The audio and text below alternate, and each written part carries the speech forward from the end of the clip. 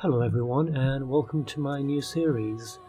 This video series is basically going to be a mashup between a OneBro playthrough / walkthrough, and so you can think of it as a guide of how to actually do a OneBro playthrough, and a lore analysis of the game as well. I've always been quite interested in the lore of the series, so it makes perfect sense for me to actually combine the two things in one, because I've always wanted to do a OneBro run in Bloodborne. This is going to be my first attempt at it. I'm actually going to do a lot of research before I begin the series, so I can make it as efficient as possible, and obviously, help you guys if you're really interested in doing one yourself and not quite sure how to do it.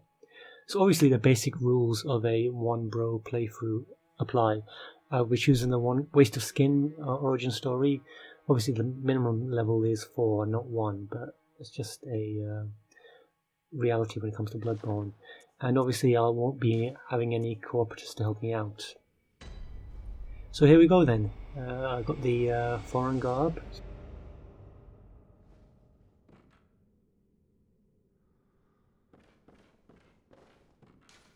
Handwritten scroll. Seek Paleblood to transcend the hunt. So this is the first message you actually see in the game. And I think it's still one of the most mysterious parts of the game. I don't think anyone's still 100% sure what Paleblood actually represents. I think there's 3 main theories out there. The first is that I think it represents the pale blood moon. So obviously, when the beasts come along, the great ones descend, and you see the giant red moon in the sky. Because that is actually red, people think that's what pale blood is, which kind of makes sense. Another thing is that it represents the final boss in the game, the moon presence. That being, intrinsically related to the moon, people thought pale blood is the actual name of the moon presence itself. And finally, and this is my preferred theory at the moment, is that it actually represents the blood of the kin of the great ones, or the kin of the cosmos. I'm talking about that particular serum-y type of blood that looks white, basically. Well, not white but clear, and for me that kind of lines up quite well of the direct reading of the word pale blood. But like I said, no one's 100% sure. That includes me. I'll talk about a bit more about that in a bit. So regarding today's episode, we're going to start off by fighting the cleric beast and Father Gascoigne. But in order to do that, we need 2 things. One, we want to get our weapon up to +2, so we need to actually get 8 bloodstone shards. There's actually a total of 9 in this actual area, so that's more than enough that we actually need, but you can actually farm more if you want to get up to +3. The second thing we actually need is to get the hunter's garb, or the hunter set, which makes the fights a lot easier. Guys, we are playing through level 1, so we're going to be up against it. We want to take every advantage we can get, and the earliest advantage is to get the stronger set. So I'm in the Hunter's Dream right now, so pick up my first weapons. So I always go for the Hunter's Axe, just because it's got the highest damage of 98. We're going to have to do as much damage as we possibly can early on in the game, and since we're fighting a lot of beasts early on, it makes perfect sense to actually have this weapon. I also picked the Hunter's Pistol because I just find it easier to parry and visceral with that gun as opposed to the blunderbuss. It's just my preferred choice, but if you prefer something else, that's cool as well. I recommend you choose that pistol though. So we're going back into Yharnam now. So going back to Paleblood for a minute, one of the interesting things for me that isn't actually answered is who actually put the message there. And again, I think there's 3 main theories as to who did that. First of all, is that this message was actually written by the player character, the hunter, and it's just something that he wrote down because he heard it somewhere, or somebody told him, or it's just something that he found in a book, I don't know. But, it's a message he brought with him, and that actually has a lot of implications. The second theory is that it was actually written by the doctor who actually administers you when you first come to Yharnam. That kind of makes sense as well, because he talks about pale blood, and obviously he's the one who gives you the initial blood infusion that actually, makes you into a hunter. So he could have put it down. But why he did that, I'm not 100% sure. I have a theory about it, but I'll talk about that in more detail. You're going to find the strong R2 attack for the axe really useful. You can attack people from a distance, and it does a hell of a lot of damage early on in the game. Going back to Paleblood though, the third option of who put that message there, in my opinion, is the doctor, Yosefka. She actually runs the clinic, so it kind of makes sense that, she might have put the message there for you. But the problem with that is that she's actually a member of the Healing Church, and I can't understand what motivation she would have to try and help the hunter, to progress through. I mean, you could argue that she wants you to kill as many beasts as possible and bring back people so that she can experiment on them or help them, depending on your opinion about what her motivations are, but I'm not sure. My personal theory at the moment is that it was brought by the hunter from somewhere, but I'll explain why that is in due time. So I'm just going back to actually circle around the area so that I can open the shortcut, so I'll actually make my life a bit more interesting. I'll just take out this guy in the dark here, just hiding there. Obviously, we picked up the torch earlier as well, and that'll be very useful in certain areas of the game. There's another bloodstone shard there. Pay attention to actually the video. I'm not actually going to talk about each shard I pick up, but I will be picking up at least 8 in this actual episode. And the point of this is to show you where they are, in case you're not 100% sure. You could just look it up on Google, like many people do as well. Ha ha ha. So you don't actually need me. I'm going to actually go up and down into the sewers now, so I can actually pick up the shard, and the armor set as well. But before I do, there's a message here which is really interesting. When the hunt began, the Healing Church abandoned us, blocking the great bridge to the cathedral ward as they burned old Yharnam to the ground on that moonlit night. Now, on the surface, that message is not really very helpful at this stage of the game. When I first looked at it, I thought, what the hell is that message talking about? But from now that I've actually played the game so many times, that message is so clever to me from a narrative point of view, because it basically describes the 3 main plot elements of the game in the single message. Talks about the Healing Church, talks about the Blood Moon, and it talks about the Scourge of the Beast, and the hunters, i.e. the people who actually burned old Yharnam to the ground. And I think it's clever how they managed to actually get all that information into a single message. What I like about it is the fact that it's right there in plain sight, but because you haven't actually experienced the game yet, you just can't actually understand what the implications of this message are. Got to be very careful here. These 2 wolves actually hunt you down quite far, so I'm just going to try and get away from him and run as fast as I can into the depths and not the depths, the sewers.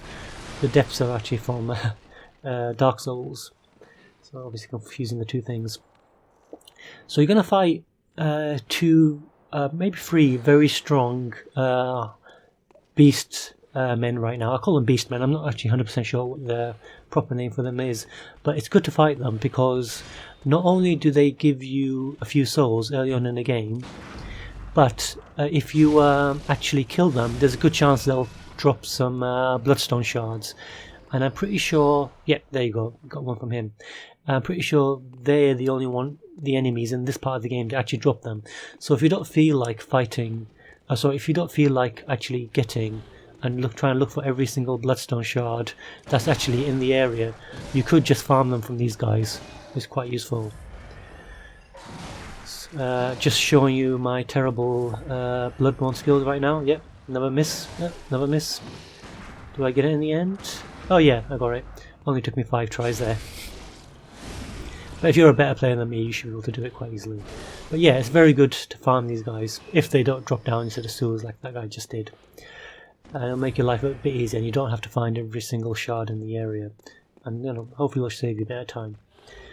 So I think I decided to actually go for this guy as well. Yep, kind of got that.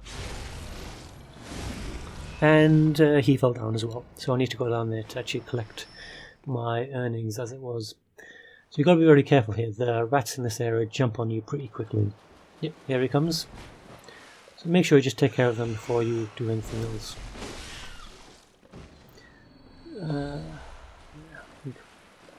I love how you got to cheese this game sometimes. I think one of the things I really like about the way these games are designed is that because it's so difficult, I don't think it's really cheating for you to cheese certain parts of the game. I think that's just you figuring out a way to beat the game, at its own, just at its own game, for lack of a better term. So I don't really think of cheesing as cheating, especially not when you're doing a OneBro playthrough. I think that's perfectly reasonable. There's another shard here. I think it's a shard, or it might actually be cold blood dew. I can't remember off the top of my head. Yeah, it's just thick cold blood.